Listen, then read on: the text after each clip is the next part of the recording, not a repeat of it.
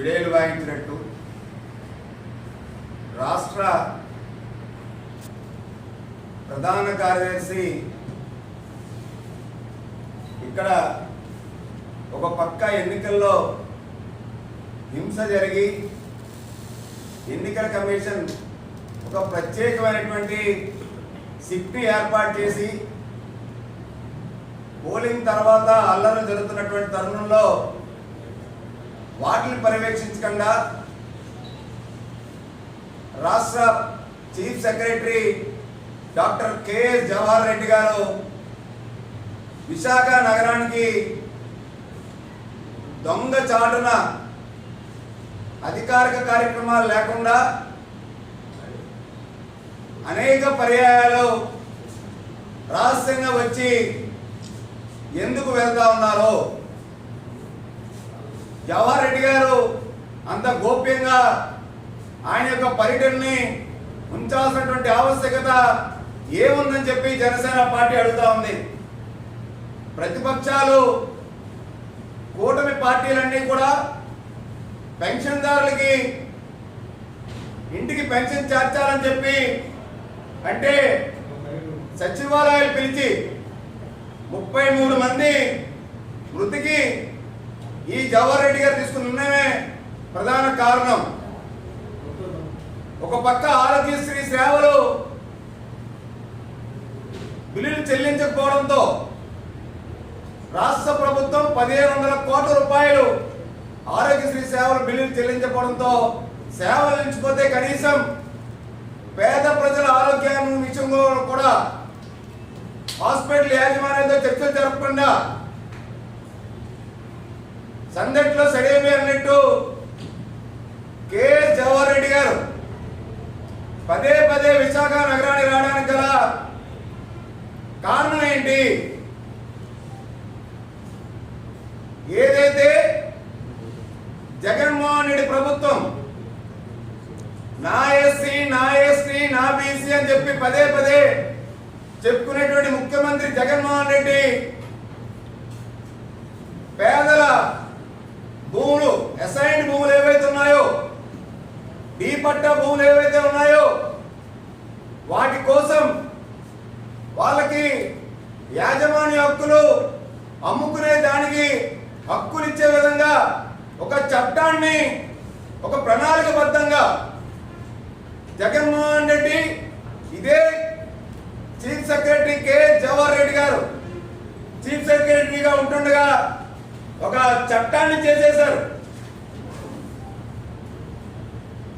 27 October 2023లో section 35 of 2023 ఆ యొక్క చట్టాన్ని ఆధారంగా రాష్ట్ర ప్రభుత్వం జియో నంబర్ 596 ని ఫ్రీ హోల్డ్ సర్టిఫికేట్స్ ఇవ్వడానికి ఎవరైతే అసైన్డ్ దారులు ఉంటారో, ఎవరైతే డీ పట్టాదారులు 20 సంవత్సరాల పైగా అనుభవంలో ఉంటారో, వాళ్ళ వారసులు ఎవరైతే ఉంటారో వాళ్ళకి క్షేత్రస్థాయిలో విఆర్ఓలు, తహసీల్దారులు, అలాగే ఆర్టీఓ, అలాగే జిల్లా కలెక్టర్ గారు, జాయింట్ కలెక్టర్ గారు వీళ్ళందరూ కూడా పర్యవేక్షించి ఈ జియో నంబర్ 596 ఆధారంగా రాష్ట్ర వ్యాప్తంగా ఉన్నటువంటి రెండోది మంత్రి మేరుగు నాగార్జున టీం.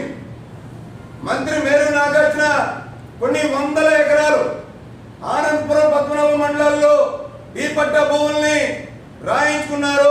బినామీతో పేద రైతుల్ని మోసం చేసి మభ్యపెట్టి బెదిరించి వీళ్ళు అత్యంత అరాచకంగా ఈ పట్ట భూముల్ని దానికోసం 596 జీవోని ఈ రాష్ట్ర ప్రభుత్వం ముఖ్యమంత్రి జగన్మోహన్ రెడ్డి తీసుకొచ్చారు. త్రిలోక్ అనేటువంటి వ్యక్తి ఎవరు? త్రిలోక్ అనేటువంటి వ్యక్తి ఎవరు బినామీ?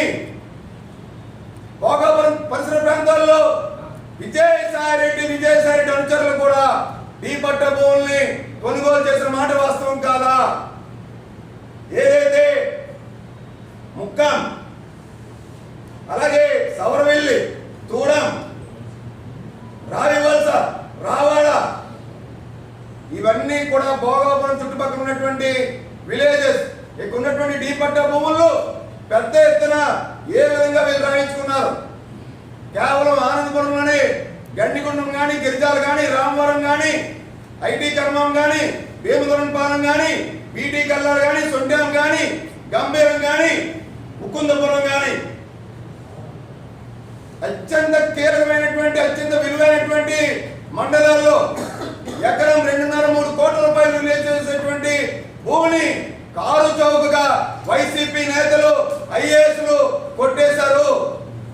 ఇదే కేఎస్ జవహర్ రెడ్డి పదవీ కాలం మరో 4 రోజుల్లో ఆయన పదవీ కాలం పూర్తవబోతా ఉంది. ఒక chief secretary IAS Jawahar Reddy 4 రోజుల్లో రిటైర్ అవబోతున్నాడు. ధనంజయ రెడ్డి కూడా నాకు తెలిసి ఆయన కూడా ఒక 4 రోజుల్లో రిటైర్ అవబోతున్నారు. వీళ్ళు దోచుకున్న 5 సంవత్సరాలు దోచుకుంది చాలక ఆఖరిలో డిసెంబర్లో వచ్చినటువంటి జీవో ఏదైతే ఉందో ఈ ఫైనాన్షియల్ జీవో అడ్డం పెట్టుకొని ఎలక్షన్ నియమావళిని కూడా వీళ్ళు లెక్క చేయకుండా ఎన్నికల్లో అధికారం ఉన్నారని చెప్పి ఆ యొక్క ఎన్నికల విధులు చేయనివ్వకుండా సబ్ రిజిస్ట్రార్ని, డిస్ట్రిక్ట్ రిజిస్ట్రార్ని వీళ్ళు వెంట పెట్టుకొని వీళ్ళకి అధికారం ఉంది కదా అని చెప్పి కేఎస్ జవహర్ రెడ్డి, ధనంజయ రెడ్డిలు ఈ యొక్క వైసీపీ నేతలు వందల వేల ఎకరాలు అసైన్ ల్యాండ్స్ ని ఫ్రీ హోల్డ్ సర్టిఫికెట్లు వేగవేగాలు రప్పించేసుకొని రీసేల్ చేసుకునే ప్రక్రియ ఇంత సాగుతా ఉంటే ఎలక్షన్ కమిషన్ ఎందుకు దీనిపై దృష్టి సారించట్లేదు? జనసేన పార్టీ, కూటమి పార్టీలన్నీ కూడా ఒకటే డిమాండ్ చేస్తూ ఉన్నాయి. ఏదైతే మార్చి నెల నుంచి ఎలక్షన్ షెడ్యూల్ ఎప్పుడైతే అనౌన్స్ అయిందో ఆ అనౌన్స్ అయిన దగ్గర నుంచి ఇప్పటి వరకు జరుగుతున్నటువంటి రిజిస్ట్రేషన్ మీద పూర్తి స్థాయిలో సిబిఐ విచారణ జరపాలి. అర్థాంతరంగా ఆగమేఘాల మీద వీళ్ళు చేస్తున్న రిజిస్ట్రేషన్ ని వెంటనే రాష్ట్ర వ్యాప్తంగా జరుగుతున్నటువంటి 596 ఆధారంగా జరుగుతున్నటువంటి ఫ్రీ హోల్డ్ సర్టిఫికేట్ ద్వారా జరుగుతున్నటువంటి అసైన్డ్ భూముల రిజిస్ట్రేషన్ వెంటనే నిలిపివేయాలని డిమాండ్ చేస్తా ఉన్నాము.